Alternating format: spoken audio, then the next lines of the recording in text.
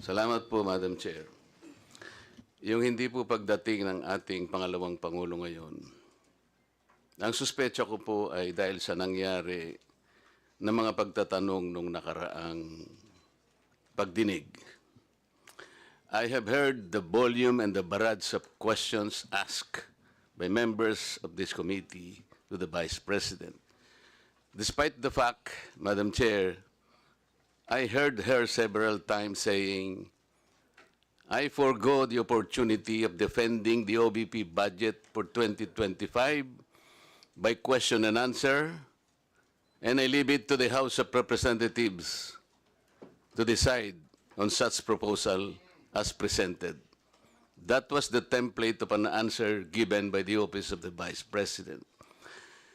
Madam Chair, napilitan po akong mag-raise ng parliamentary inquiry. I think I have earned this. If I survive my term up to next year, I would have survived also, or I would have completed 18 years in this institution. And in this length of time, I have observed a tradition.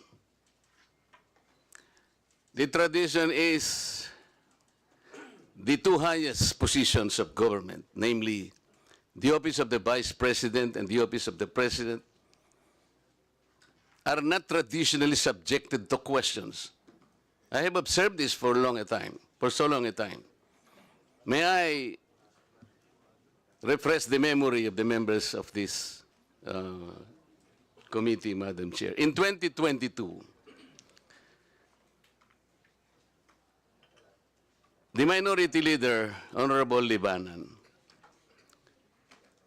citing courtesy to the Office of the Vice President, took only about 13 minutes to move for the termination of the budget of the Vice President. And after that, the Majority Leader seconded the motion. That was 2022, Madam Chair.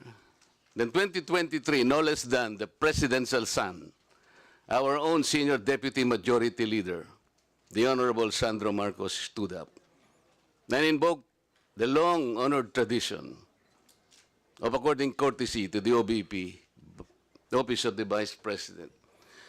And in the same manner, he moved for the termination of the Office of the Budget, the consideration of the budget of the Office of the President, Vice President. I also recall, Madam Chair, that it was terminated. And with the full consternation of Honorable Franz Castro, who then objected, but her objections were never heard until she moved to make up record by way of manifestation her objection.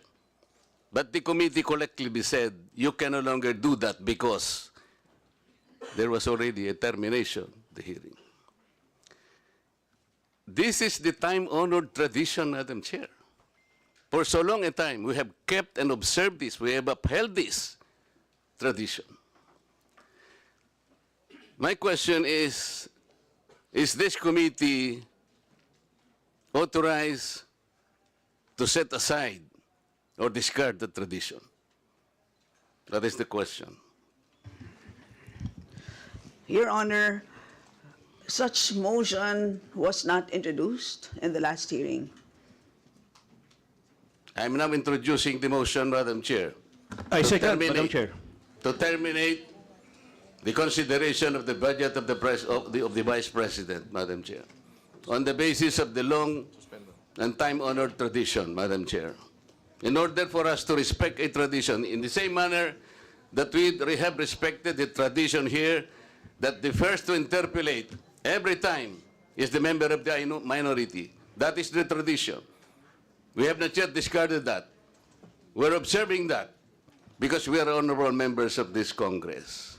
So the question is, why have we discarded that tradition? Is this committee authorized to set aside the tradition?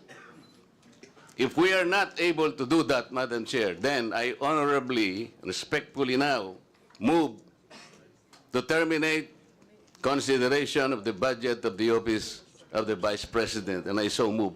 Second, Madam Chair. Thank you. Madam Chairman, Madam Chair, Madam Chair, Move and seconded. Session suspended.